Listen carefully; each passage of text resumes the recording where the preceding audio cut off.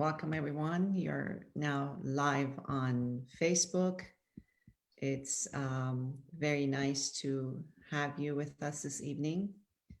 As participants are joining one by one, I would like to take this opportunity to wish you a wonderful day after Charshamba Suri celebrations. I hope wherever you are, you'll be able to enjoy yourselves.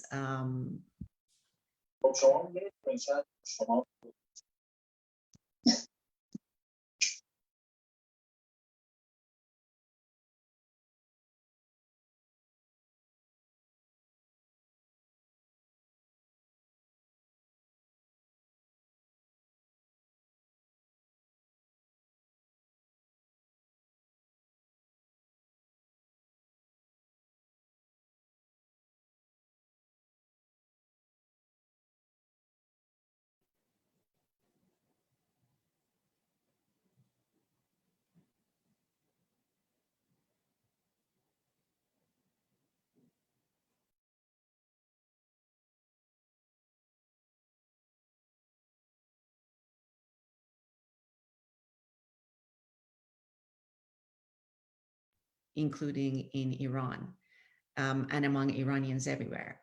And one of the things that Persia Educational Foundation is incredibly focused on is the promotion of opportunities, educational opportunities for the younger generation. And part of that is encouraging the younger generation to explore new paths of bliss and service to society. And one important path is, of course, the path of the performing arts. So it is with that particular attention to the importance of the arts as a civilization building power, really, that we are very happy to welcome our presenter this evening, Mr. Armin Amiri, who is known to many of us in the Iranian and art loving community, but he's an actor, producer, and a creator, really, of beauty in the world that he shares with us. He was born in Iran, and like many of us, had to leave his homeland and come to the United States in order to pursue his dreams.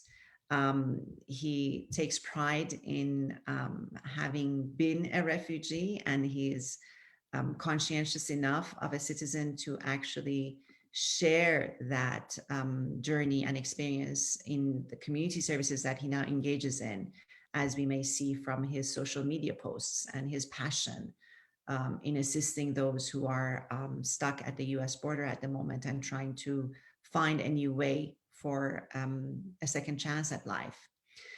His latest film, The Night, was shot on location in Los Angeles and is receiving a great deal of positive attention.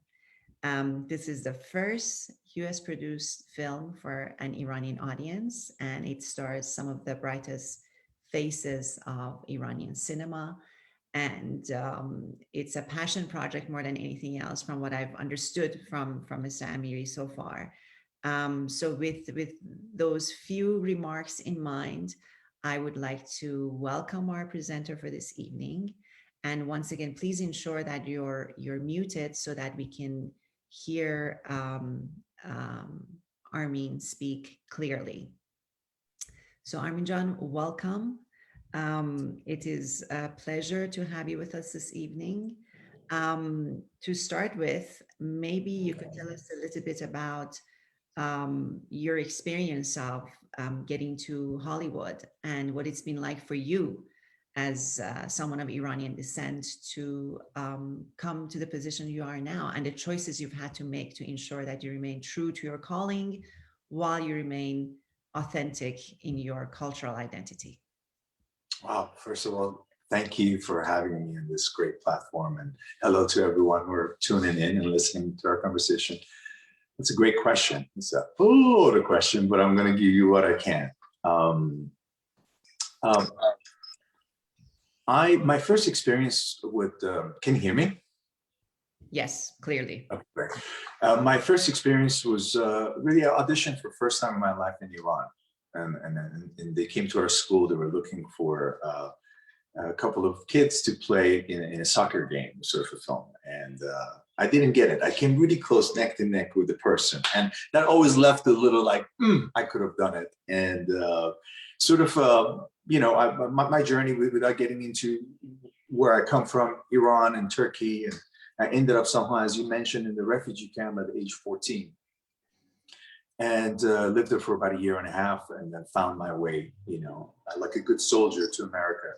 And I came after what I wanted. But really, most importantly, I feel like that we come from a culture of great storytellers and poets. And so we have it already built in within our sort of system, most of us. We're great storytellers, And I went to ACT, San Francisco, to study acting, and I really felt like that at age 20. I felt like that was what I wanted to do. So I decided to make a big move to New York. And I moved to New York in the early 90s. And I went to actor studio. So I studied with really, interesting teachers who worked with Pacino and Mickey Rourke, which were my idols. And so I worked there in New York for a long time. But at the time when I started, there was no Middle Eastern really actors, like known actors out there working. So I was doing a lot of stuff as Italian or as Cuban or you name it.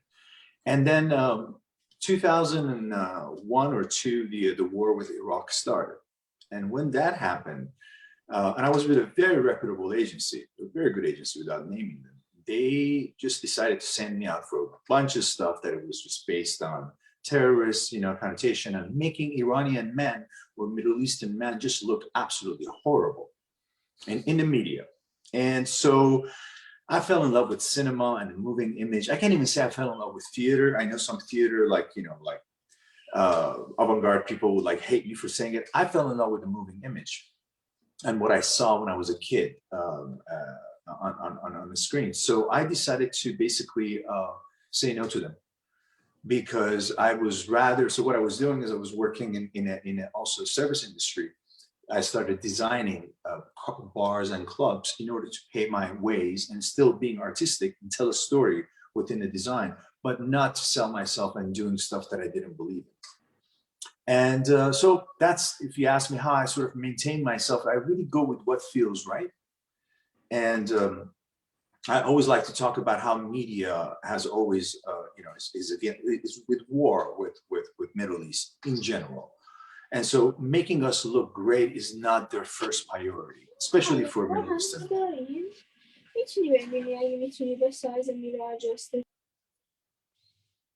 I'm sorry? I think someone was not mute, so please go ahead. Oh, okay, sorry. After someone asked me a question, I was ready to answer. So that's how I started. So my first break came with a film called Factory Girl, which I'm very proud of. George Hickenlooper, the director, God bless his soul, he's passed on about 9 years ago. Sienna Miller, Guy Pearce, we did this story about Andy Warhol, and I played one of the main characters in the. So that was my first break, and after that I did The Wrestler with Darren Aronofsky, and I feel like I had a good, very nice boutique sort of a resume to bring myself to Los Angeles with. Not true. I came here, and the big picture was that whoever has been doing all the stuff that I didn't want to do before, they have better resumes. And so obviously that goes to them first. So it became like, oh my goodness, I can never win. Like I go this way and this thing opens up. So we're talking about like trying to navigate your way around this industry. It's a lot of that. And especially, I have a lot of respect for us and Middle Eastern actors, because we don't have a father and a mother in the business. So we come in and we just really go after it ourselves. So anyone who's working out there, I have an utmost due respect for them for doing what they do, because it's very tough. But while I found myself getting rejected in Los Angeles because of my lack of resume on those things that the media wanted me to have, and I didn't look like those guys that they wanted to cast, I decided to start creating my own content. And I've been doing some written the scripts. I have a couple of projects with the TV that I'm working on, stuff that really tells the story of an immigrant story, but it's through their eyes. It's not so much of the reflection of seeing the white person or an American or European. It's about our eyes discovering what it is that we need to discover within our journey here. And I came across, I became friends with Shah Hosseini. A mutual friend put us together so you guys would like each other. I really love his work. He's a very, very talented human being. And we decided to do this film. And Kourosh Ahari, who's the director of God Bless Him, he had a very clear vision of what he wanted to do. And one of the most important things I found it to be that, and I have so much respect for him, is that he made sure he doesn't tell a story of an immigrant and we're entering to this sort of immigration story. This was two human beings in America that happen to speak Farsi and they're Iranians going through something. And I find it to be that most of the films we have to somehow, because we're so used to shedding the light, and it's like, oh, this is an immigrant story. No, it's just two people being stuck in a situation. And I really respected Kourosh for doing that.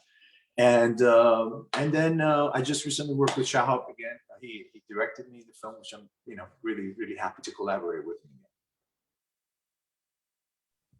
That's wonderful. That was a nice sort of intro from where you were all those years ago to what you're doing exactly today.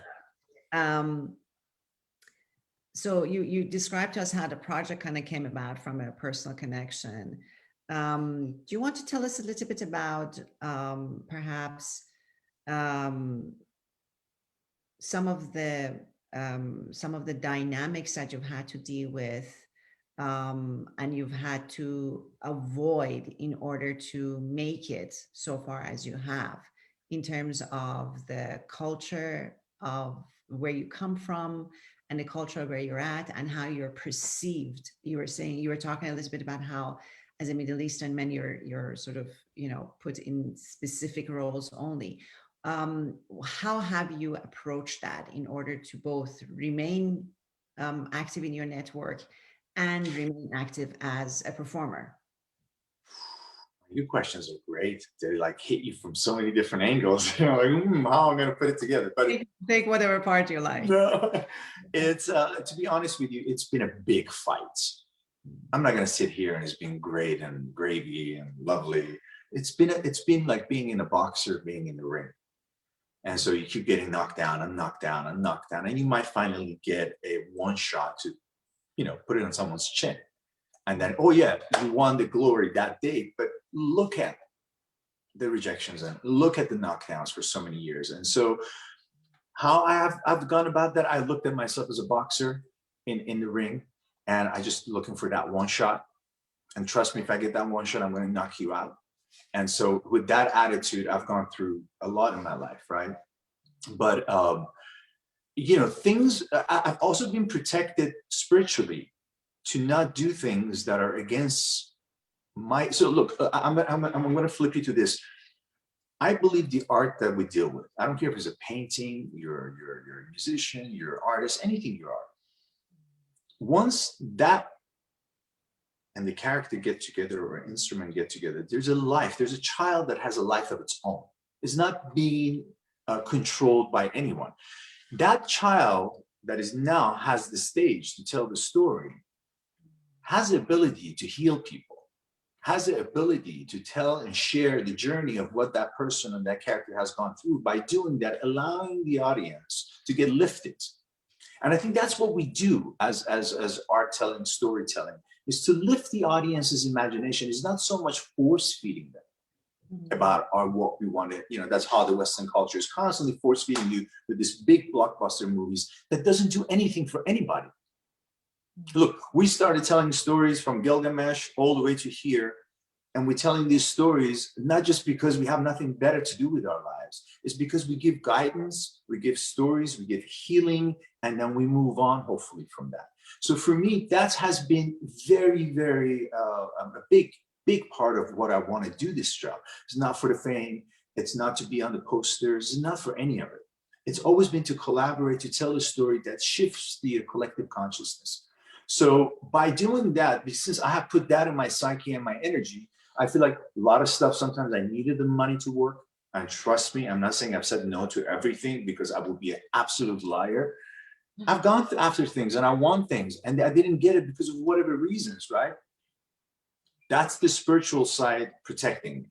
And then there's me that have a taste for telling the stories. Look, listen, what Asghar Farhadi and Shah Hosseini, Peyman Moaddis of this world, what they've created there, to me kind of reminds me of the 70s movement in cinema in America, which is telling the story in a finest way. And they've done a great job. So for me, it was like, I'm so attracted to Iranian cinema. I think we have inherited some French influence, and we're telling our own stories. So for me, it's very, it was no brainer to get involved to do something like this. So I don't know if I answer all the questions, but I tried. You've got some of it, and I think what stood out for me is your sense of resilience. That despite everything else that has come your way, you've had a sense of conviction in you to be able to carry you through all the challenges to do what you feel is your calling and the right thing to do.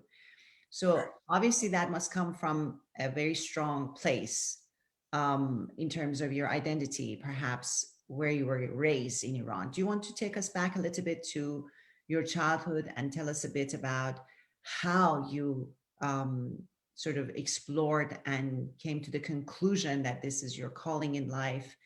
And I feel like I'm in a therapy session right now. Yeah, well, let me get a tissue before I start telling you the stories. I'm just kidding. Sorry, I didn't mean to interrupt. Based on some of the earlier exchanges we've had, it sort of sounded like your childhood was something that really helped to form and shape what you're doing. So it would be lovely for everyone else to hear. Absolutely, absolutely. I was born in Tehran to a family of semi-artists. My mom came from a very affluent sort of a background of like army generals and doctors, and she was very like sort of came from that sort of status, families. And my dad was just an ordinary dude from an ordinary family, which was very resilient. I got some of that in me, just constantly working on his games, hopefully get something. Old hustler, I call him. But he was a makeup artist and a hairdresser for films, and also he has his own very famous place that he had that people went there to get their hair, women, and so after the revolution, obviously he wasn't able to do that job, right? And so he opened up a video club, like 2-3 of them throughout the city. And so I was introduced to this like whole lot of like a world of films in general. And the revolution has just happened, and the interim government obviously was a very, like, most people don't know about interim government. It's a mayhem, right? Everyone's out there for themselves, and you're hoping that things are going to work out. So I remember those times very vividly. Remember Shah leaving and Khomeini coming, and then the war. My grandpa was stationed in Ahvaz, which is a southern part of Iran, and they stayed there. And then when the war happened, they all came to Tehran and lived with us. We had a 3-bedroom apartment, and they started living with us. There were like 10 of us all in one house, just because we needed to do. I mean, obviously, my mom wanted to like be there for her family, and we that's what we had to do. But I remember some great memories of during the war and just getting hit and bombed, in Tehran, and we're all like, they're dancing and they're like having a drink. And, some of the greatest memories I have is from the time that we used to blacken out the window, making sure they don't see any light coming in. And then people would just party. I mean, I'm talking about real amazing family parties. So I came from a family that I would say my mom is, she's got a very great sense of style and carrying herself in a very gracious way, and ethics are really important to her.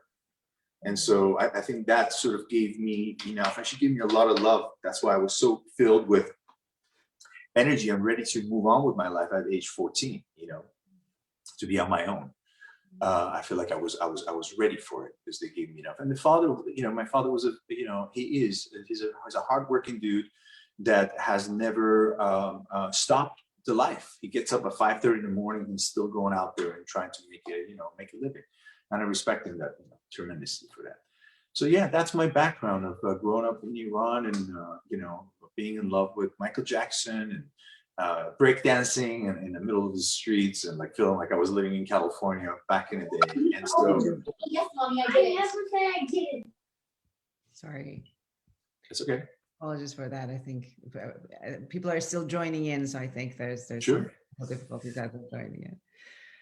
So the dream was created to get out of Iran, and my parents knew that because like I grew up with Tintin, right? And so this traveling around the world was a huge deal for me. I wanted to do it. I wanted to do it Tintin style. So I blame my life on him and the books that I've written. But I left Iran at a young age, and the rest is history. So then that sort of explains your fascination with this particular project, which takes you back to your native land. So do you want to tell us a little bit about that? How this whole thing sort of emerged in terms of your personal space as well as your professional space that you told us a little bit earlier about, but really what does this signify to you? What do you hope to get out of this particular project? Good question. This project. I was very surprised. Look, listen, this was a low budget film with a great crew that everybody put their heart and soul into it, and we shot the whole thing in one hotel, right? So it's very tough to do like 20 something days in one hotel, small rooms and people moving around. And hotel was still, by the way, functioning. We didn't close the hotel down, so we had like 2 rooms. And rooms that we could like store our stuff, and we were shooting it. So for me to do something in Farsi, it was very important. You know,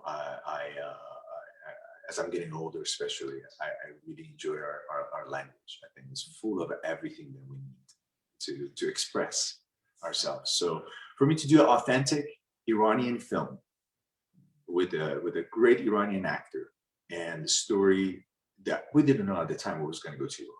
The fact that we got gone to Iran, for me to be the first people that we broke through this barrier, like going in and changing, sort of we could make something here. And more than anything, look, listen, this was an American production. This was not a Persian production. Like it was a Persian and American production coming together. People who invested, people who were behind it, from Chainsaw Massacre to producers to Alex Bruzzo, who's another producer partner, to a lot of different people. Ryan Clarkson from Leveler Entertainment. These people, they believed that we could make an Iranian film in Farsi and sell it to the networks in America. I mean, that's unheard of, right? So anything is possible. Anything is really possible. And I'm so proud. Look, listen, I haven't gone back to Iran in 35 years, just different reasons. It took me a long time to get my green card, But to be able to go back to Iran and be on the screen. For me, I came out of the screen.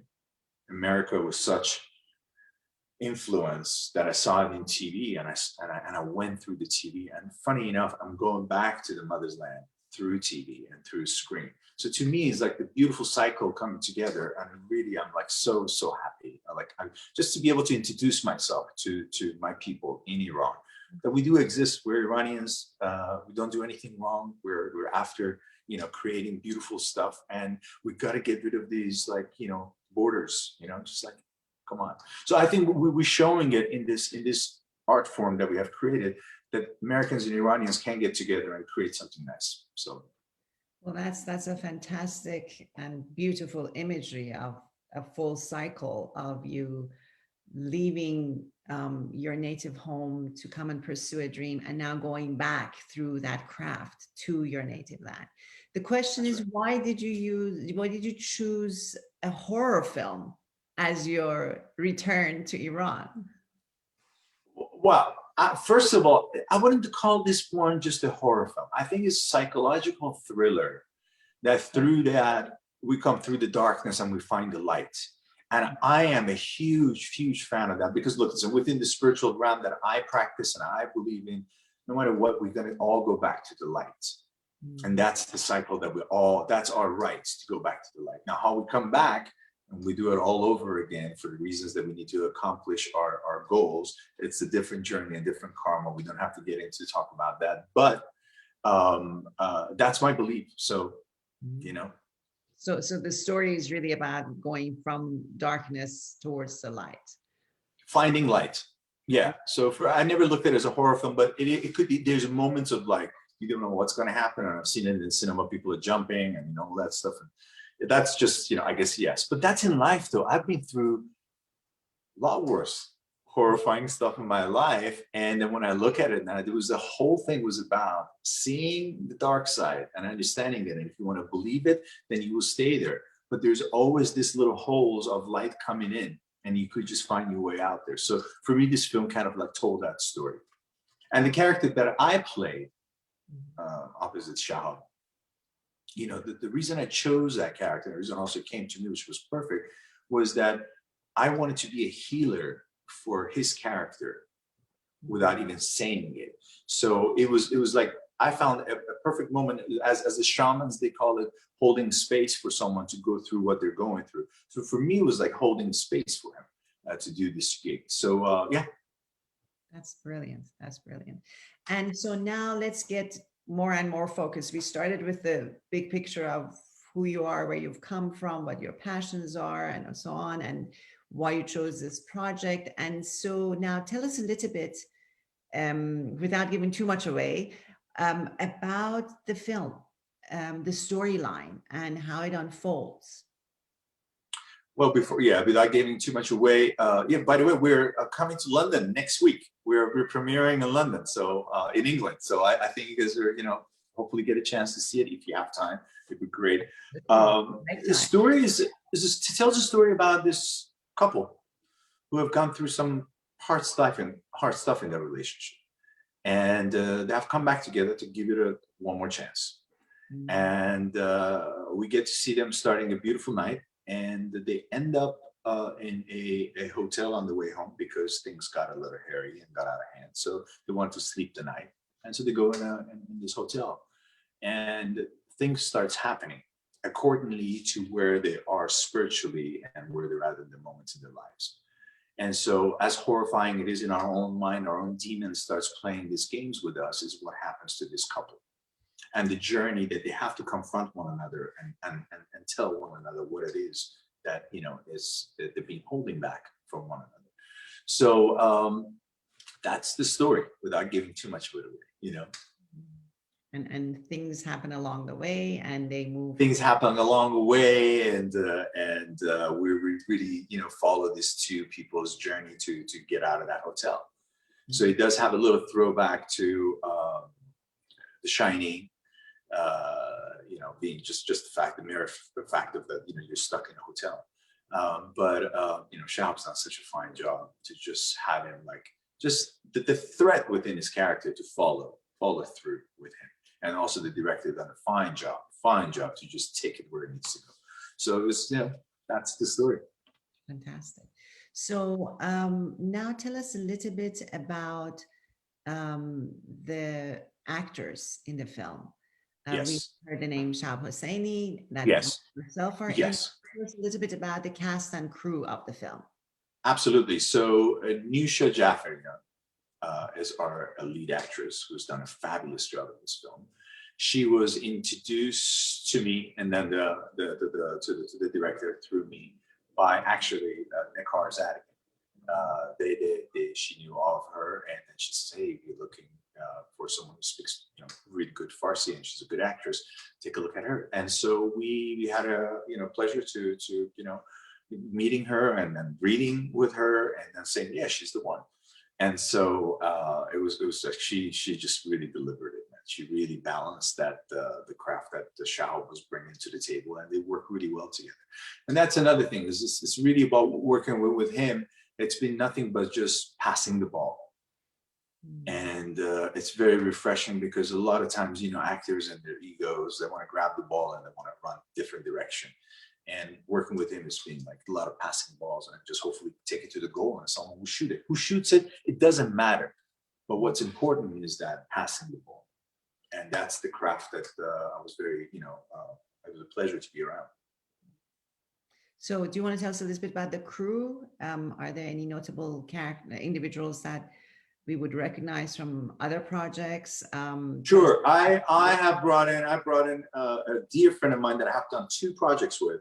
One, he directed Hotel Rwanda. He won, you know, Oscars and Golden Globe. Terry George. He was the first person that I went to get him like sort of his support. And he said, I love the project. And I was in this film called The Promise, about the Armenian genocide with him. I played the Turkish captain. We did this thing called Reservation Road with Joaquin Phoenix. So I trusted everything that he would say. He was like, this is a good script and you guys should, any help you need. So he came on board as one of our, not only sounding board and just giving us direction and guiding, but also gave us his name. He landed he was like, you have my name and go create whatever you want. And having him involved made a huge difference to bring the investment for this project. And who else is in there? There is Catherine Khabari. She's a very, very good actress, Iranian actress in America. She's in there. She has, at the beginning of the film, opens up with her and all of us together. And yeah, that's it. I mean, I don't know. There's a lot of great grips in the cinema. Our cinema photographer, hands down, it's one of the best cinema photographers I've ever worked with. And his name is Maz Makani. And he did a fabulous job with our film. So it's a combination of Iranian descent as well as other descent Americans who have come together and created this project. Absolutely. Iranians and Americans and Iranian Americans, like we all came together. One of our producers who did actually produce the Chainsaw Massacre, Jeffrey Alder, he's Asian. And so, you know, we've had like, it's just really so nice to see that everyone comes together and believing, telling this story.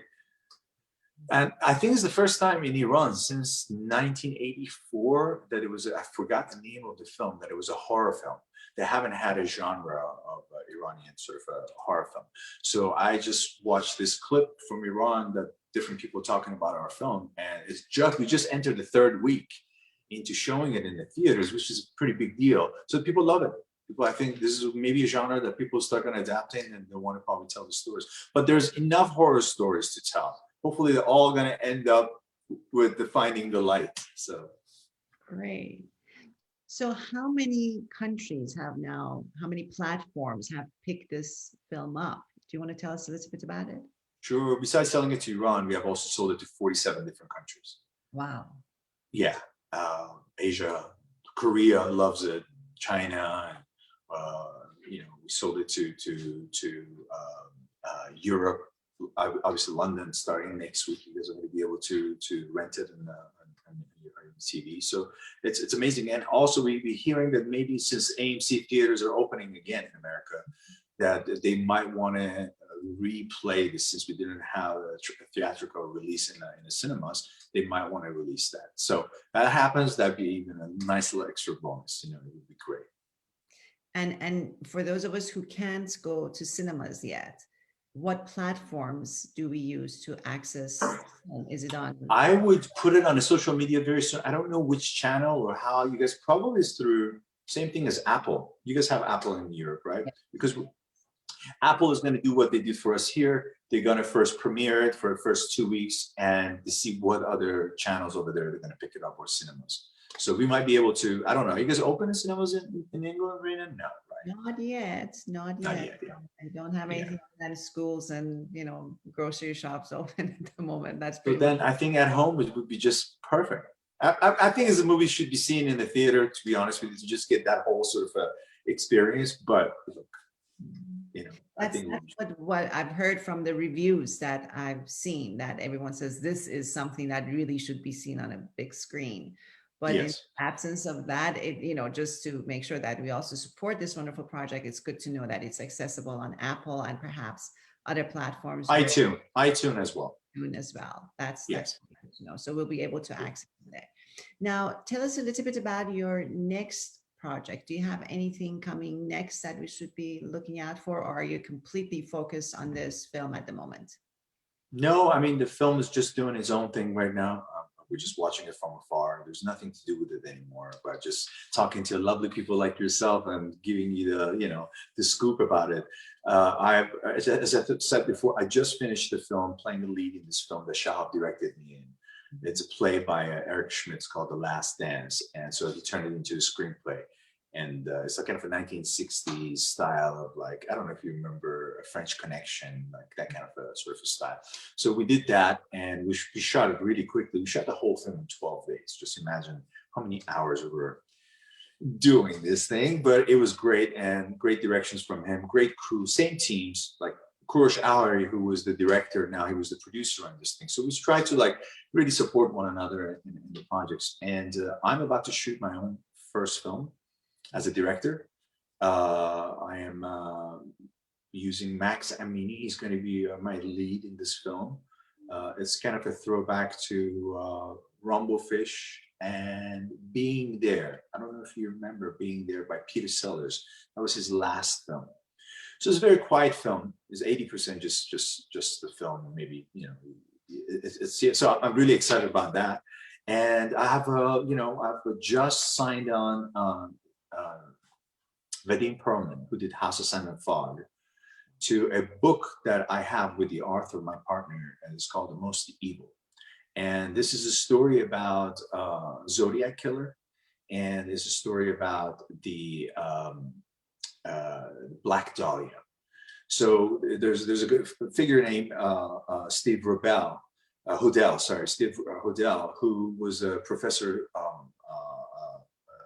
at the University of San Francisco, and everything. So his son was a detective, and they've done extended like 400 pages of like just doing like, you know, great studies and finding out that he was actually the killer. So anyway, we're telling this story as a TV series, 8 episode, and now we're in the process of pitching and going to different studios to see who would like it. So you're sounds like you're quite busy. You've finished the film and you're already working on different projects and one Yes. after another things are building up. So if you were to then give advice to some young Iranians or Iranian descent individuals who are interested in this craft, what would you tell them?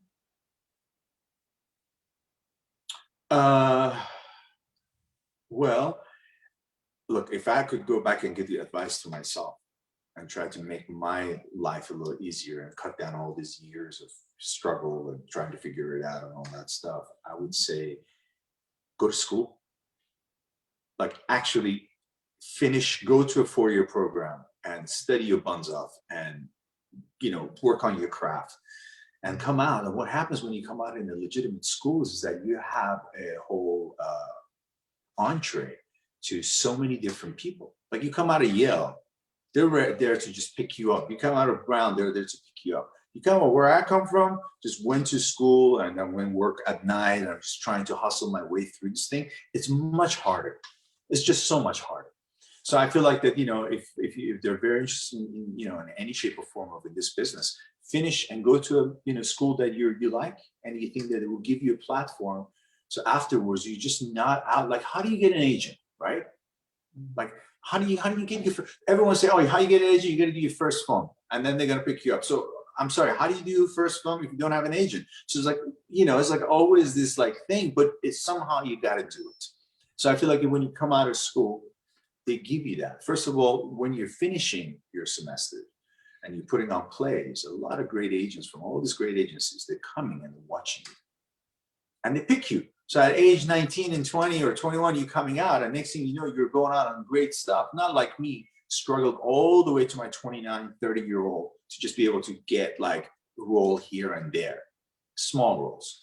So it's a different story. But what's interesting is that from all these things that I have said, the hardship of it and all that, something has shifted in the past couple of years that I myself, I'm reading for a lot of Steves and Marks and Jason's. Not necessarily means I'm going to get it, but it means that the industry is like way open now to open ethnicities or where we come from, telling different stories. So I think if anybody in the young age would want to go after it, do it. Look, what do you got to lose? My mom asked me that once in my 20s. So what's going to happen if it's not going to happen for you, right? Moms would ask that question. And I said, at least I could say I lived my life as the artist that I wanted to live. And that's what really matters. If it makes you happy, if you're happy to get up Sunday morning and do that, then you're on the right path. Wonderful. You seem quite passionate about education. Do you want to tell us a little bit more about the power of imagination? Because you've touched on that a bit, but you haven't shared much about it. And Sure. this whole notion of having faith in yourself and in your imagination. Maybe you want to expand on that a bit. Sure. I don't want to sound like a broken record because I think in a couple of different talks and interviews, I've talked about my experience about that. But I want to share because this is really more important to talk to you guys about it than anybody else, to me, because it's about education. It's about young people hopefully watching this thing, trying to figure something out for their lives. Is that if today or anytime someone would have come to me in Iran when I was 13 years old and would have said, hey, Armin, you're going to leave the country. You were never going to see your grandparents again. You were not going to see your parents for 18 years and none of your friends. But guess what? Once you come down from a quarantine, after 3 months being in the quarantine, the second day you arrive in the refugee camp, you will get to meet Michael Jackson, which you were dying to meet him. Would you take that?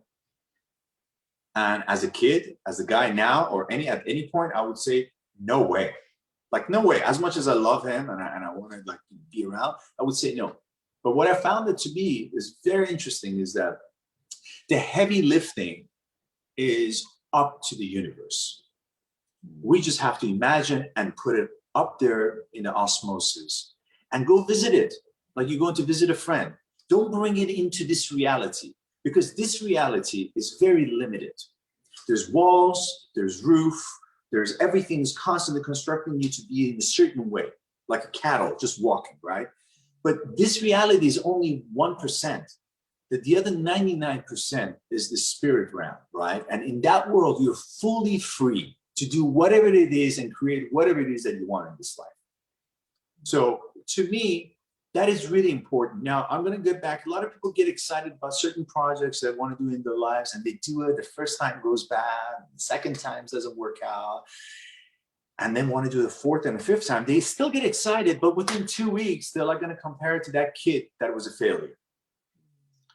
Their bad experiences from the past now is catching up to them. When they create a new baby, they're going to bring that baby into this reality, and they're going to tie that baby up to the same way that everything else has happened. So my suggestion is that do not bring that dream into this reality until it's ready to be birthed.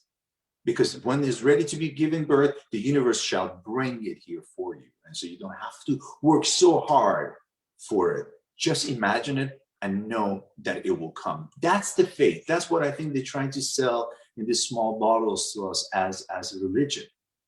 But that is the faith that we have, where we come from, and we're 99% spirits, and we're going to go where we need to go. So I think that all around for me is the biggest thing in this life. There's no one there to put limits on you but yourself. And so there are any limits that you have or has been created in this reality. So check your reality and change it.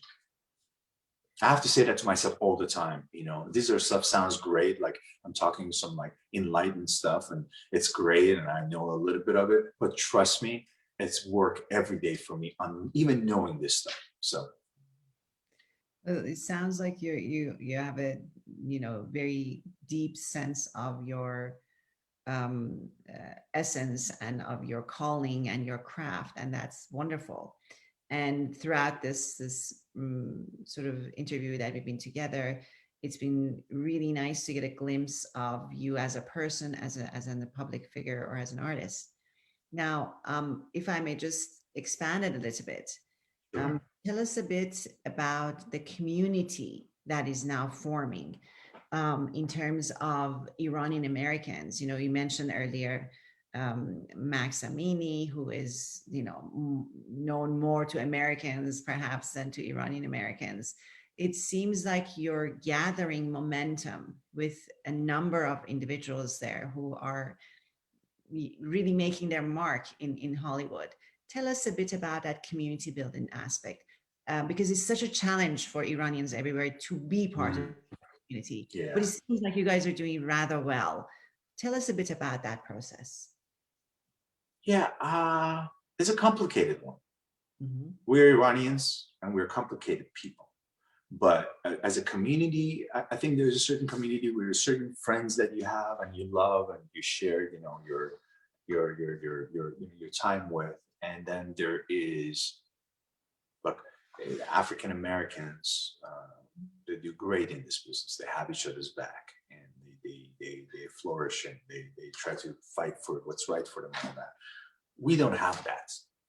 You know, we haven't had that. We don't fight for one another, nor do we celebrate each other's, you know, wins, or whatever you want to call it, you know, because there's this notion if someone else is doing great, somehow it's taking away something that is actually left out there for me, which is a total, you know, wrong way of looking at life, because if there's a pizza, there's a slice of a pizza for everyone available.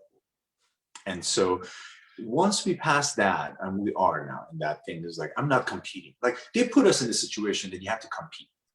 You walking into an audition room and there's 12 guys with black hair, and 9 of them are Iranians, because we dominate on every, you know, fields that we tried to get into. We wanted to make it happen. And then you feel like, oh my God, I am in this thing with this guy. It's not, we're a community, man. If you do better, it means that I do better. And so many actors, Iranian actors, they do so well right now, and they're so big, and they just do so many different things. And it always has made me say, oh my God, that's great. It means that there's more room opening up for all of us. So to see the opportunity, I feel like that then there is a group of us that have that. And then there's some people that you don't gel with. Look, listen, I don't give myself 100% to everybody. It depends on what I get in a reflection of what I see and what I'm around, right? So there's a lot of people that have respect. And going back to what I said early on, all these people that are working, Iranian Americans, I'm so proud of, because we had nobody in this business to give us a hand. Nobody. And so we just came here with a share of, like, there's so many great actors out there doing it right now, Iranians. So I'm very proud of them, and I'm just to be a part of them. I'm very happy, you know, just very, you know, honored. Fantastic. Well, that's quite encouraging. You're right. A few years ago, we almost had no one there. Yes. And in the 1980s, an American movie was made about Iran, which was, you know, simply Without my daughter? yes. So it was very Yeah. different storyline, a very different portrayal of Iranians. I And give you an example, if I may. Mhm. Just a couple months ago, there was a project came about, TV. And so, like, okay, you look at it, and it was a father. They wanted me for the role of the father, for reading for a meeting, whatever. And this guy had some sort of a heart problem, or his leg was, you know, he went to the hospital with his son. And the doctor arriving, helping him, is also Iranian. And he freaks out, this character of mine. He freaks out and says that I don't want a brown haired dude to take care of me. I want a white a doctor to come and, you know, look after me. And you're like, you try to tell your agent and the managers, do you see the racist sort of connotation around this thing, that I have to be some kind of a self-hating Persians in order to, so I find it to be like, there is still, even though all this stuff that I'm saying is opening up, there is still all these little things there that you have to be very careful of how you portraying for where we come from. Yes, the issue of race is one that is becoming increasingly universal, and Yes, many people are woke about it. The woke that's right. generation is very, very much on top of it. Yeah. But are some of the, you know, the institutions, such as the institution of entertainment in Hollywood, Correct. are still hanging on to those old assumptions that That's right. perhaps for some years brought in the tickets and the, you know, sales and the viewers and the ratings, but quite rapidly, perhaps because of what we've been experiencing with COVID, these trends are changing. And so it's wonderful to see Yes. us come out of the pandemic with this project that you've been involved with, as an expression of Oh, the collective, pandemic. yes, a collective action to create a post-COVID world. It's been fantastic to speak with you. We're nearing the end of our time together. We have about 7 or 8 minutes left. there are a number of questions that have come in. One is, will the film be available on Netflix or Amazon Prime anytime soon? Do you have information on that? I think Amazon Prime probably, and Apple, what do you call it? Apple TV Apple as TV well, Plus. and then iTunes, yes. Okay, but not on Netflix. Not on Netflix. It's not a Netflix project, no. Okay. Another question that has been sent to us is, what languages is the film in? Is it only in Persian or is it Persian English? They're wondering. So the language itself is Farsi, and then we have subtitles in English, or any country that is going to be showing it, they're going to have a subtitle for that country's language. Okay, fantastic. So it's a multilingual production then. It's not just only Persian or English, so it's accessible to a range of audiences. Well, whatever country that the film is going to be shown. I think if it's in Italy, there's going to be translations. If it's in French, in France they do that. So yeah, that's what I assume. Yeah, but it's in Farsi, and then has subtitles in English. Okay. Another question that has come in is, what has it been like for you to take this film to Iran? And are you able to go to Iran and have ekran, proper sort of premiere of the film or any opening? I would have loved to. It feels like I can go back to Iran. I assume.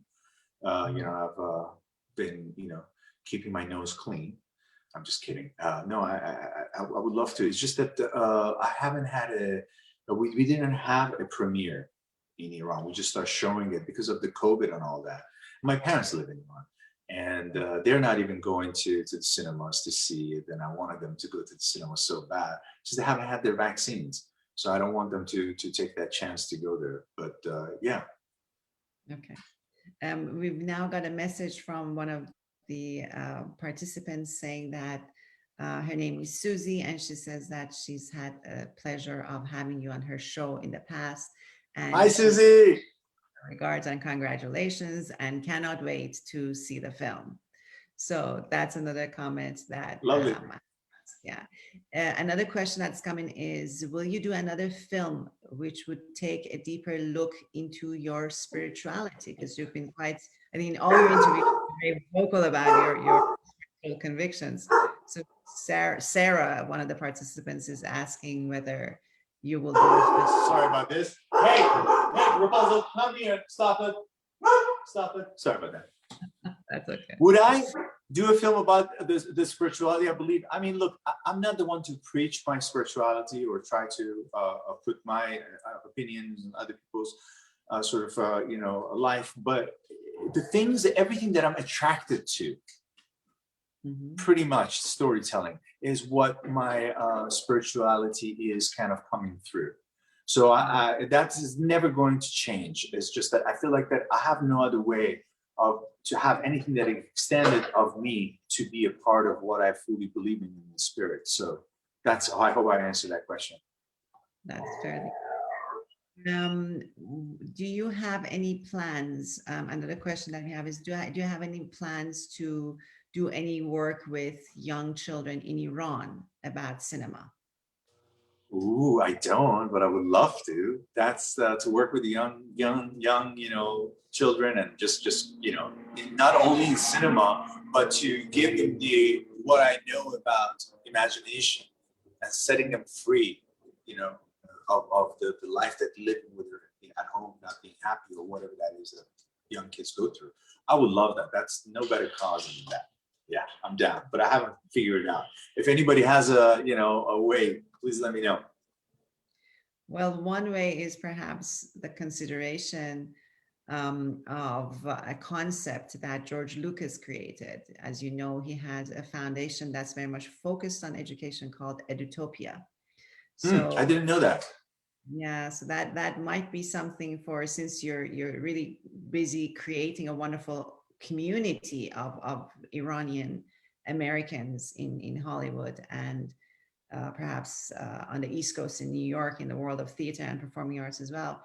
That might be something that could be adapted. You want to do it? Do you want to do it with me? There we go. There we go. We just started something. Persia is always open to new ideas and Yeah. behind a number of different. I sent you the contract. There you go. Well, some of the questions that have come in have been wonderful, and we're really grateful to everyone for participating. We have come to the end of our time with you, Armin Jan. We're really grateful to you for accepting to spend the time with us and for introducing us to the night. Sure. Shahab Hosseini, yourself, and a number of other talented individuals. We hope that in the future you will be able to bring to the screen some of the fantastic inspirational stories that you yourself have been a part of, both through your personal journey as well as your professional achievements and experiences. And we hope that this community that exists at the moment in Hollywood will continue to expand and to include more and more diverse Iranians, to make sure that the talent that exists in our community and in our global family is reflected in the work that you're able to present to the world at large through the films that you're making, the stories you're sharing with us, the interviews you're taking part in. We're really grateful to you for your time. And thank you very much.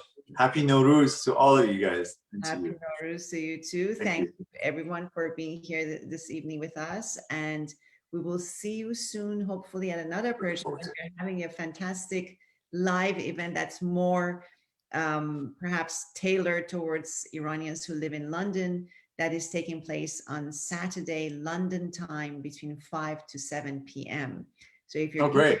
Please join us. It will be morning in California, but it's open to everyone. The information is available on all our webinars on Persia's website and social media.